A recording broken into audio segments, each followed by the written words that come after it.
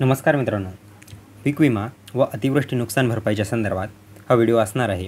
ह्यामध्ये पीक विमा व अतिवृष्टी नुकसान भरपाईच्या रकमा ज्या शेतकऱ्यांच्या खात्यावर निर्धारित झालेल्या आहेत त्या रकमा खात्यावर जमा व्हायलाही सुरुवात होणार आहे. तर ह्याच्या तारखा ह्या निर्धारित झाल्या असून शासनामार्फत याला मान्यता देखील मिळालेली आहे व कुठल्या जिल्ह्याला कुठल्या गावातील महसूल मंडळांना ही रक्कम येत्या काही दिवसामध्ये जमा होणार आहे. म्हणजेच त्याची तारीख काय आहे हे मी व्हिडिओच्या मार्फत सांगण्याचा प्रयत्न करणार आहे. यामध्ये 25% अग्रिमाचे देखील जिल्हे आहेत. त्याचप्रमाणे नुकसान भरपाईचा जो निधी जाहीर झाला आहे ते देखील जिल्हे असणार आहेत. वच याचमध्ये आपण परभणी, हिंगोली, नांदेड, जालना व 25% अग्रिमाचे जिल्हे, त्याचप्रमाणे पश्चिम महाराष्ट्रातील पुणे असेल, सोलापूर असेल, कोल्हापूर असेल, ह्या साईडचे जे काही जिल्हे आहेत ते आपण व्हिडिओमध्ये पीक विमा व अतिवृष्टीच्या संदर्भात कव्हर करण्याचा प्रयत्न करणार आहोत. व जी काही पीक विमा मिळण्याची तारीख निर्धारित झालेली आहे ती तुम्हाला मी थोड्याच वेळात सांगणार आहे. पण त्या अगोदर जर चॅनलवर नवीन असाल तर माझं नाव आहे सम्राट आणि स्वागत आहे तुमचं शेतकरी सम्राट या यूट्यूब चॅनलमध्ये. चॅनलला तुम्ही जर लाईक, सबस्क्राईब आणि शेअर केलं नसेल तेही करून घ्या व डाव्या साईडला कुंडीच्या खाली जो काही घंटा दिसतोय म्हणजे त्याला देखील दाबा.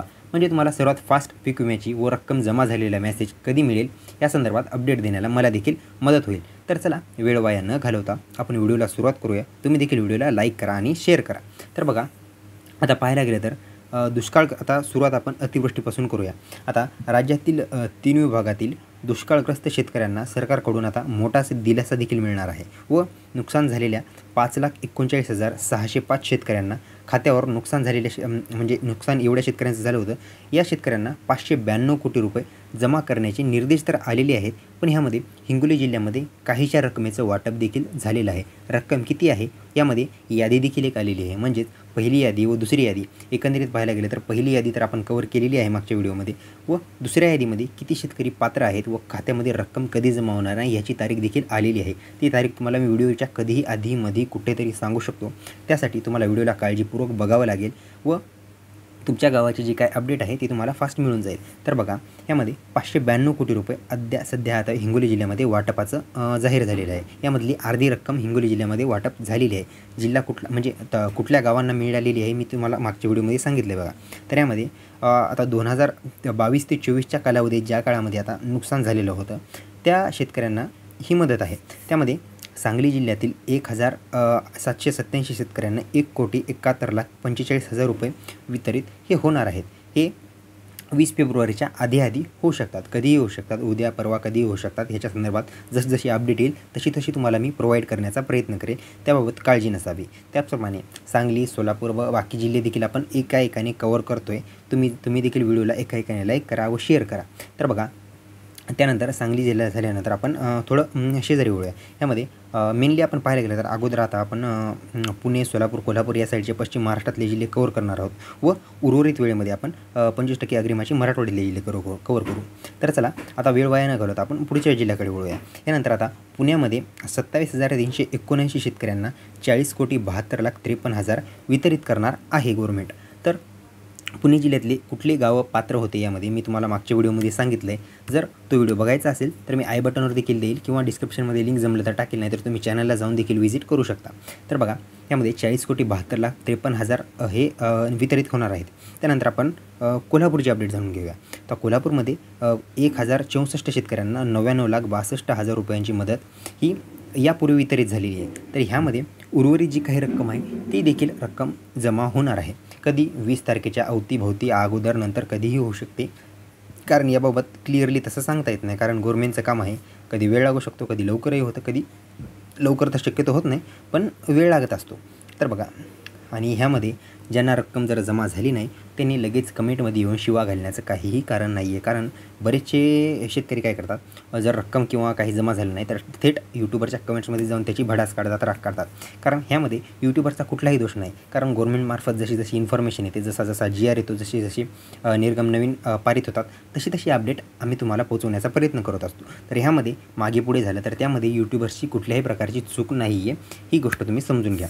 तर ही झाली ह्या पश्चिम महाराष्ट्रातल्या काही जिल्ह्यांची अपडेट. आता बघा, पुण्यामधले उर्वरित जी काही रक्कम आहे ती काही तालुके, आता बघा काही तालुके आहेत म्हणजे त्यामध्ये जुन्नर आहे, पुरंदर आहे, त्यानंतर दौंड तालुका आहे, बारामती तालुका आहे, त्यानंतर बारामती झाल्यानंतर इंदापूर तालुका आहे.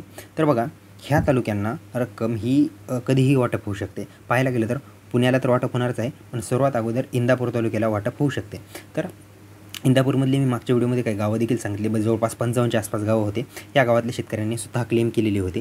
त्या शेतकऱ्यांच्या खात्यावर ही रक्कम जमा होण्याचे निर्देश गव्हर्नमेंटने काढलेले आहेत व हे इंदापूर तालुक्याचं. त्यानंतर मी बारामतीची देखील काही तालुक्यातली गावं सांगली. त्यामध्ये रुई असेल, कटफळ झाल्यानंतर बाकी सातारा जिल्ह्यातली देखील काही गावं सांगली. त्यामध्ये फलटण असेल किंवा फलटणच्या शेजारच्या आसपास विडणी असेल, हे असे गावं होते. तसं पाहायला गेलं तर मला तेवढे गावं आठवत नाही आहेत, कारण त्यांची यादी बरीचशी मोठ्या प्रमाणात आहे. जसे जसे आठवले तसे तुम्हाला मी सांगितले. तर ही होती पुणे विभागातली. आता बघा, पुणे विभागामध्ये एवढा निधी प्राप्त झाला आहे. त्यामध्ये आता राहिला विभाग सातारा विभाग.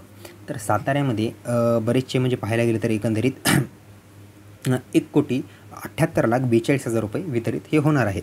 तर ह्यामध्ये शेतकरी संख्या देखील पाहायला गेलं तर जेवढी पाहायला गेलं तर म्हणजे सांगली एवढीच आहे, जवळपास सांगलीच्या आसपासच आहे व गावाची संख्या देखील 65च्या 70च्या आसपास गाव पात्र आहेत या महसूल मंडळामध्ये. महसूल मंडळाची नावं घेणार नाही, कारण खूप मोठा व्हिडिओ होऊन जाईल, ती दक्षता घ्या तुम्ही. तर बघा, ही होती पुणे जिल्ह्यासंदर्भात अपडेट. आता ह्यानंतर आपण हिंगोली जिल्ह्याकडे वळूया, कारण हिंगोली जिल्ह्यामध्ये पाहायला गेलं तर रकमेचा तपशील काही शेतकऱ्यांच्या खात्यावर पात्र झाला आहे, ज्यांनी KYC वेळेवर केली होती. व आता बघा, ज्या शेतकऱ्यांनी व्हिडिओ पाहिल्यानंतर, काही शेतकऱ्यांनी आता व्हिडिओ पाहिल्याच्या नंतर KYC केलेले आहेत, म्हणजे मागच्या आठवड्यामध्ये काही जणांनी KYC केलेले आहेत. तर त्या शेतकऱ्यांना रक्कम कधी प्राप्त होणार? बघा, पहिल्या यादीमध्ये जर तुमचं नाव असेल तर आत्ता सध्या पहिल्या यादीमध्ये नाव असणाऱ्या शेतकऱ्यांच्या खात्यावर रक्कम जमा व्हायला हिंगोली जिल्ह्यामध्ये सुरुवात झालेली आहे. त्याचप्रमाणे आता जी दुसरी यादी आहे, ज्यांनी KYC या आठवड्यामध्ये केली किंवा या 7-8 दिवसाच्या पिरियडमध्ये केली किंवा या महिन्यामध्ये केली, तुम्हाला रक्कम 20 फेब्रुवारीनंतर म्हणजेच या महिन्याच्या शेवटी रक्कम जमा होऊ शकते. कधी वेळ देखील लागेल, मार्च देखील येऊ शकतो. या गोष्टी तुम्ही काळजी घ्या, कारण ऑलरेडी तुम्ही एवढं लेट केलं आहे, म्हणजे रक्कम देखील लेटच येणार. यामध्ये कुठल्याही प्रकारचा संभ्रम नाही, पण एवढं केलं असेल तरच तुमच्या खात्यावर रक्कम जमा होणार आहे. तर बघा, एकंदरीत पाहायला गेलं तर आपण आता पश्चिम महाराष्ट्र कव्हर केला, त्यानंतर मराठवाड्यातले हिंगोली व बाकी जिल्हे आता थोडेफार राहिलेले आहेत. त्यामध्ये दुसऱ्या यादी संदर्भात आणखी एक अपडेट आहे, त्यांची तारीख काय निर्धारित झालेली आहे ती तुम्हाला मी पुढच्या व्हिडिओमध्ये देखील सांगण्याचा प्रयत्न करेल. त्यासाठी तो व्हिडिओ देखील व्हिजिट करा. व बाकी पुणे जिल्हा किंवा सोलापूर, कोल्हापूर ह्या जिल्ह्यासंदर्भात तुम्हाला काही अपडेट पाहिजे असेल तर तुमच्या गावाचं नाव कमेंट करा, महसूल मंडळाचं नाव कमेंट करा. त्यानुसार तुम्हाला पाहिजे तशी अपडेट देण्याचा प्रयत्न केला जाईल. तर ही होती ह्या 2-3 विभागातली महत्त्वाची माहिती. आता बघा, उर्वरित जे काही विभाग राहिलेले आहेत, मराठवाडा व हे बाकी जिल्हे, ते आपण पुढच्या व्हिडिओमध्ये कव्हर करू. त्यामध्ये जो काही निधी प्राप्त झाला आहे, त्यांच्या काय तारखा निर्धारित झाल्यात गव्हर्नमेंटमार्फत, त्या देखील आपण कव्हर करण्याचा प्रयत्न करू. आशा करतो व्हिडिओ इथपर्यंत पाहिला असेल, व्हिडिओला लाईक व शेअर केला असेल व जास्तीत जास्त सबस्क्राईब केला असेल, कारण जी काही तुम्हाला अपडेट आहे वेळोवेळी मी पोहोचवण्याचा प्रयत्न करत असतो. तर चला, अशीच महत्त्वाची उपयुक्त माहिती घेऊन आपण भेटूया पुढच्या व्हिडिओमध्ये. तोपर्यंत धन्यवाद.